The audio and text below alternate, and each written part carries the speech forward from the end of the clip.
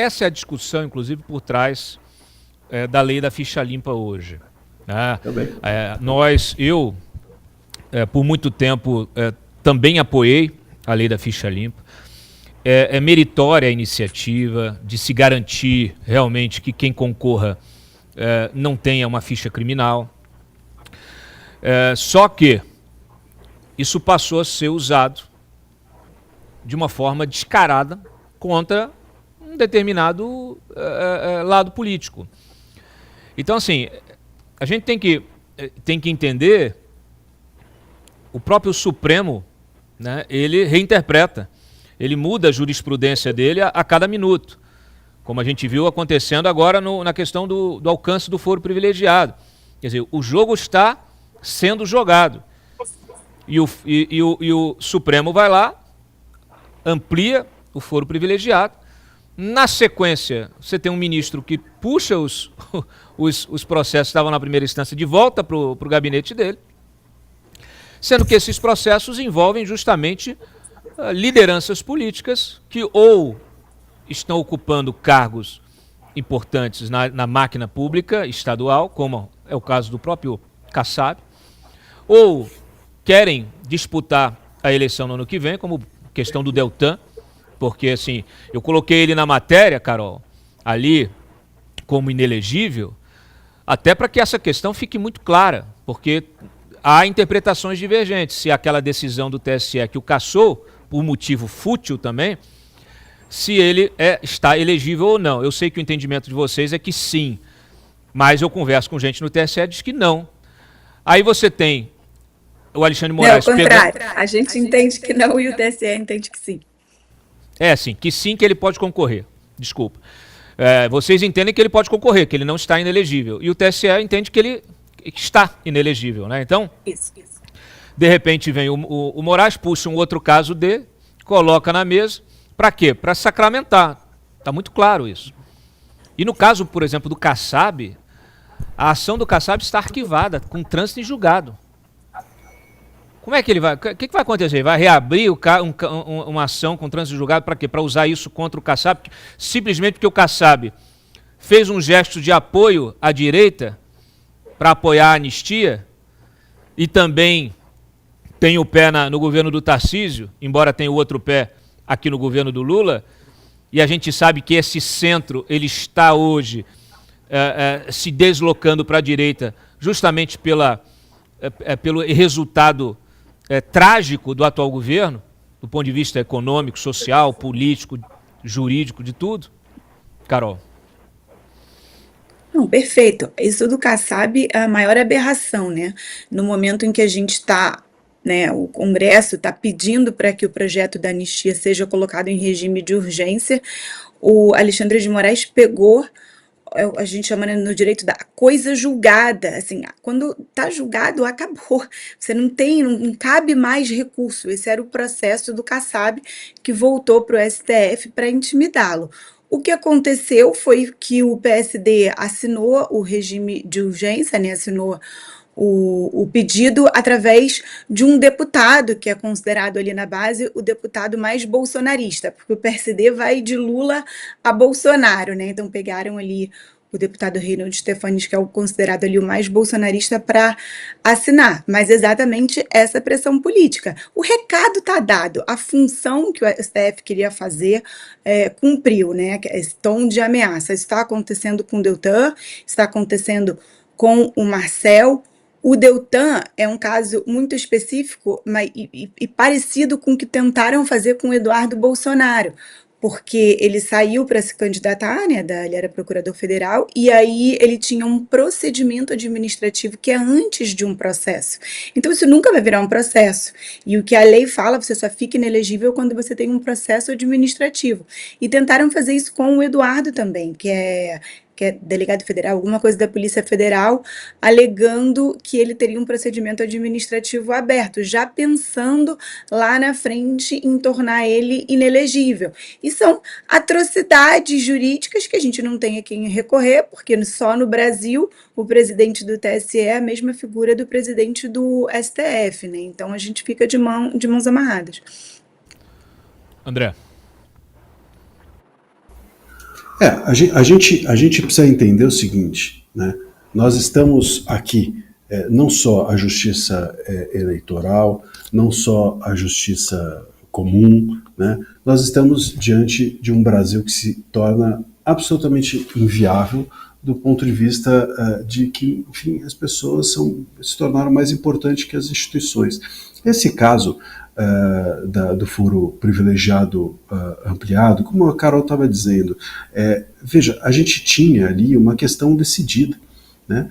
E não serviu apenas para que eles pudessem resgatar casos. Aliás, curiosamente, né, porque o STF vem reclamando a toda hora, a todo tempo, que está assoberbado de casos. Inclusive, eu cheguei a ver advogados defendendo que o plenário não poderia julgar o golpe de Estado, porque isso geraria um trabalho imenso para a corte, que já estava muito assoberbada de trabalho e etc., como se fosse tarefa de advogado em debate ficar pensando na logística do STF. Mas tudo bem. Bom, se o STF está tão assoberbado de trabalho, no dia seguinte desse negócio do foro privilegiado, eles puxam o caso do Kassab e do Deltan também, né? Quer dizer, como é que a gente lida com essa informação? Então o STF está muito sem o que fazer, é isso? Deve estar sem trabalho, porque, enfim, tem tempo até de puxar os casos da primeira instância, deve então julgar com muita treta, está correndo rápido no inquérito do golpe, está puxando o caso da primeira instância, não pode reclamar então que está soberbado de trabalho. Ou será que as prioridades deles são políticas e não jurídicas? Então é muito sério tudo isso que tem acontecido. A gente tem visto uma jurisprudência que eu tenho dito, né? É uma jurisprudência sanfoneira. Nós temos 11 sanfoneiros tocando sanfona ali no STF, né? A jurisprudência vem para cá, aí a sanfona fecha. Aí a jurisprudência vai para lá, a sanfona abre.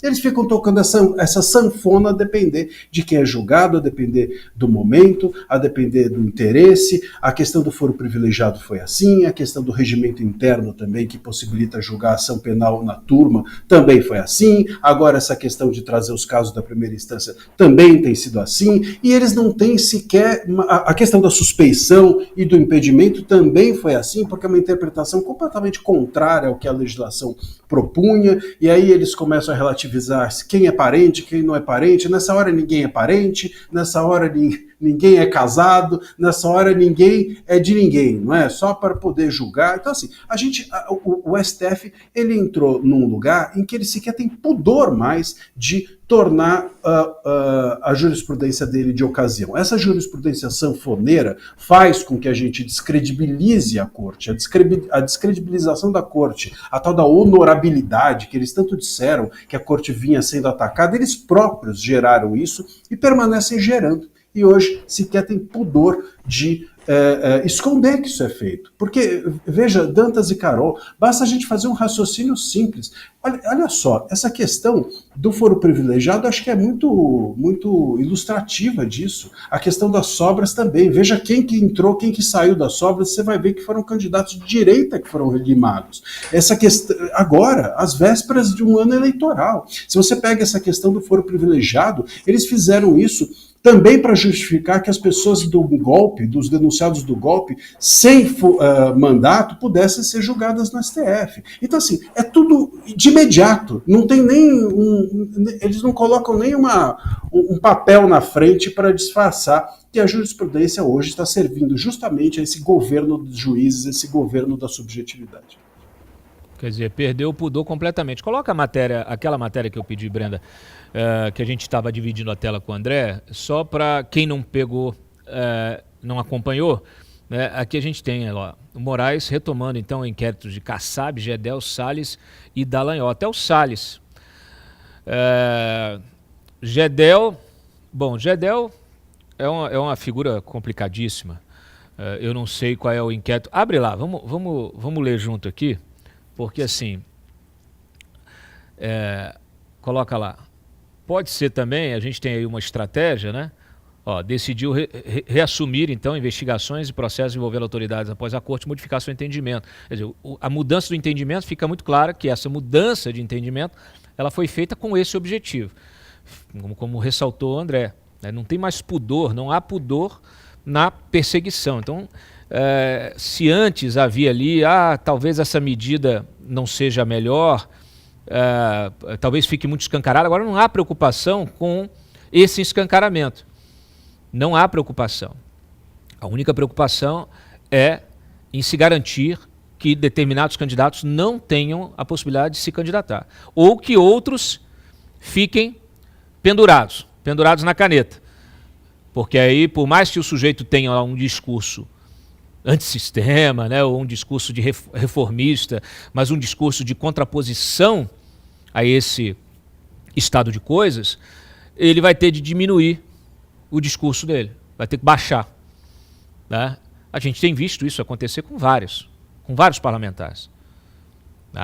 O próprio Sérgio Moro, que é um parlamentar, um senador muito ativo, hoje tem que pesar ali né, aquilo que ele vai falar, aquilo que ele vai fazer, porque tem lá um processo no STF, porque fez uma piada de salão, né, numa festa junina, e corre risco de ser condenado, inclusive pegar até cadeia, e perder o mandato, e se tornar inelegível, porque fez uma piada envolvendo o ministro Gilmar Mendes, com a história lá de venda de habeas corpus. Então,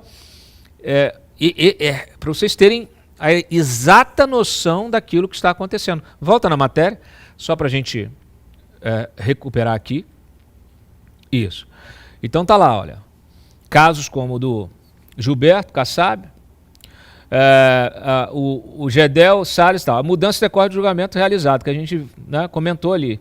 O Gedel passará a responder ao STF por 2 inquéritos sobre peculato e lavagem, investigando a apropriação de salários de secretários parlamentares para benefício da família Vieira Lima. O ex-deputado Lúcio Vieira Lima também está envolvido nas apurações. Gedel é o homem lá do bunker da propina, né? Esse aí realmente não deveria nem voltar para a política, né? Deveria estar preso. O caso do Ricardo Salles, por exemplo, o processo trata da sua declaração sobre passar a boiada na legislação ambiental durante a pandemia. Já a outra ação tramita sob sigilo, assim como o processo contra o Deltan, que também segue sob segredo de justiça. Coloca a do Gilberto, que é a matéria que eu publiquei na sexta-feira, o link 10, tá? Só para a gente ter claro aqui, ó, o link 10, a ação de Kassab solicitada por Moraes foi arquivada. Eu fiz questão de pegar a declaração de arquivamento. Coloca lá, abre aí. Olha aí, ó, certidão de trânsito julgado, cacete. De que nós estamos falando? Foi arquivada em 2023. Então não tem mais o que se falar. Ou isso aqui, essa certidão vale, ou não existe justiça qualquer. Não existe nenhum tipo de parâmetro legal para a sociedade atual. E aí o que se está implantando é a selva. Realmente é o vale tudo. Então, assim, isso aqui é muito grave, porque é a sinalização de justiça para a sociedade. Eu tenho visto, hoje, nova notícia, pegaram um cara fazendo assalto, não sei o que, lincharam o cara até a morte. Teve um outro, pegaram o cara, parece estuprado uma menina, lincharam o cara até a morte. Então, esta é a sociedade que o Supremo está plantando. Essa é a semente da destruição. Porque quem deve dar o exemplo de que há leis para todos e que todos estão submetidos à mesma lei, ou o que tem é a balbúrdia, o que tem é o linchamento. Isso aí é o linchamento público. Então, senhores e senhora que usam essas belas togas, os senhores reflitam profundamente sobre o que está acontecendo, sobre as consequências dos seus atos.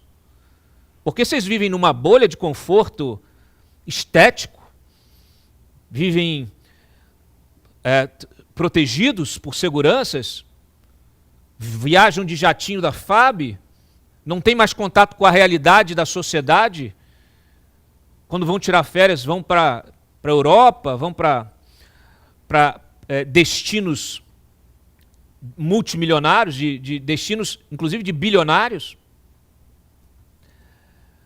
frequentam só a nata da nata da nata da sociedade, né? A coalhada da sociedade, e vocês estão perdendo o contato com a realidade.